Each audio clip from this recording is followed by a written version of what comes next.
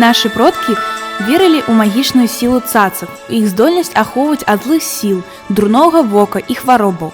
Зараз адраджаюцца старадаўнія звычаі. Усё больш папулярнымі становяцца лялькі, зробленыя сваімі рукамі. І гэта цудоўна. Я вельмі рада, што маю дачыненне да гэтага адраджэння.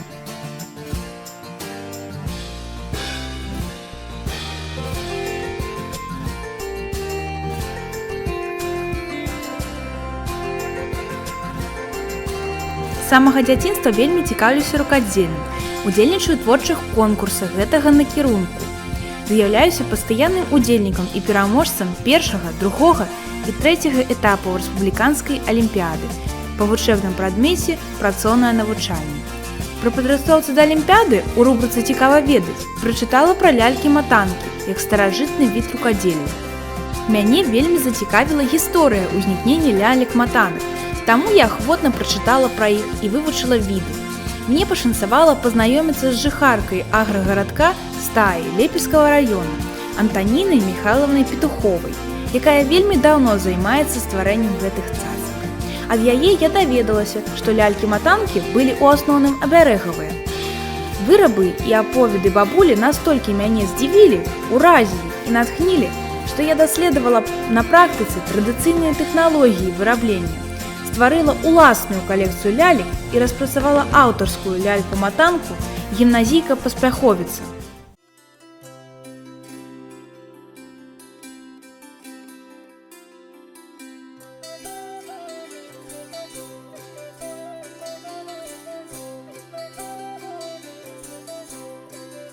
Ствараць сваю ляльку я пачала з распрацоўкі эскіза і падбору матэрыялаў. Перавагу аддала натуральным і льняным і баваўняным тканінам. Ніткі баваўняныя і мулінэ, стужкі шарсцяныя і атласныя. Каларыстыка працы тлумачыцца сімвалічнасцю. Пераважае чырвоны і бардовы. Гэта сімвалы жыцця, колер крыві, сувязі з продкамі. Белы колер свету, чысціні і святасці. Колер ільнянога палатна сімвалізуе натуральнасць. Важны этап – вышыўка фартуха. Узор фартуха нясе ў сабе сакральны сэнс. Гэта асаблівы малюнак, элементы якога сімвалізуюць дабро, засцерагаюць ад зла, даюць надзею і сілы, увасабляюць любоў і павагу да роднай зямлі і сваіх продкаў. Двухбаковая швороспіс найбольш старажытны з лічыльных швоў, які выконваўся двухразовым ходам працоўнай ніткі. Дзіўным было даследаванне факту, што сёння гэта шво ў многіх рэгіёнах Беларусі амаль забытае, і толькі на Віцебшчыне захоўваюцца старажытныя ручнікі з роспісам. У Лепельскім раёне майстрыхі актыўна выкарыстоўваюць яго ў сваіх работах. Я таксама выражала яго выканаць на фартуху лялькі ў выглядзе геаметрызаванага антрапаморфнага арнаменту. Да роспісу дадала просты крыж, яшчэ адзін від лічыльных швоў, які найбольш распаўсюджаны ў свеце рукадзелля. Кожны шывок маёй працы выкананы невыпадкова. Узор абярэг дапаможа абараніцца ад зла, блаславіць на поспех у вучобе. Крыж – гэта перашкода і адвядзенне ад зла. Паўкрыж – габеленавае шво, заклік да вышэйшых сіл.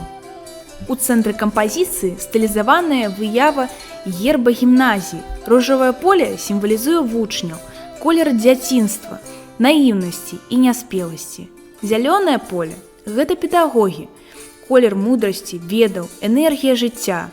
Сувязны сімвал паміж імі – ключ, адкрыццё новага, цяга і шлях да ведаў. Жоўты колер ключа і шчыта самога герба азначае сімвал мары, якая абавязкова спраўдзіцца ў кожнага вучня гімназіі. Пасля вышыўкі пачынаю рабіць галаву. Выкарыстоўваю белую бавоўну, унутр для аб'ёму змяшчаю вату.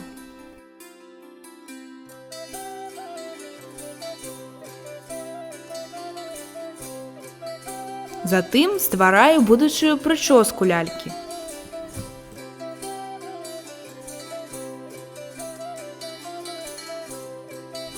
Цяпер вырабляю аснову.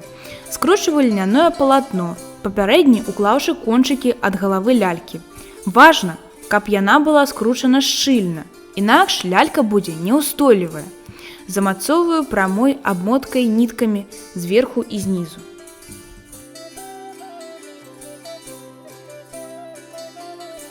Далей ствараю ручкі.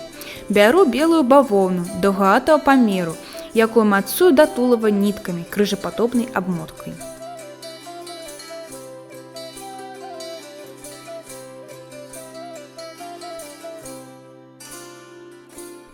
Зверху грудку накрываю крыжападобнай яшчэ адной ільняной палоскай тканіны.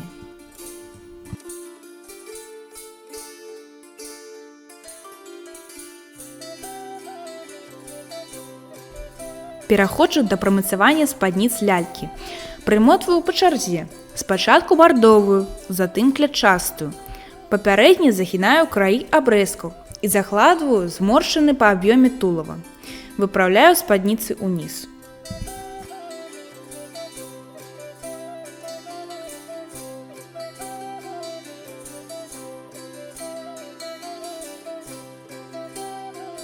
Зверху спадніц накладваю фартух. Замотваю ніткамі, не забываю кожны раз дужа фіксаваць вузлы. Верх дэкарырую паяском са стужак.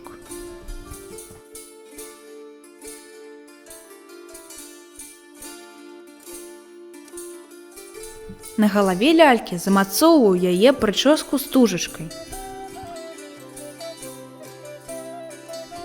Фінальны этап – сумачка нашай стараннай працы, сімвал паспяховай вучобы. Вырабляю яе з зялёнага абрэзка тканіны і белай стужкі, вешаю на ляльку. Лялька гатова! Знаёмцеся! Гімназійка-паспяховец! Цяпер гэта частка сімволікі і абярэг гімназіі, які будзе прыносіць шчасце, удачу, поспехі, дабрабыт вучням і настаўнікам. Такім чынам, у выніку маёй працы, я даследавала самабытную з'яву традыцыйнай народнай культуры лепельшчыны, стварыла ўласную калекцыю лялек-матанак і пераставіла аўтарскі праект.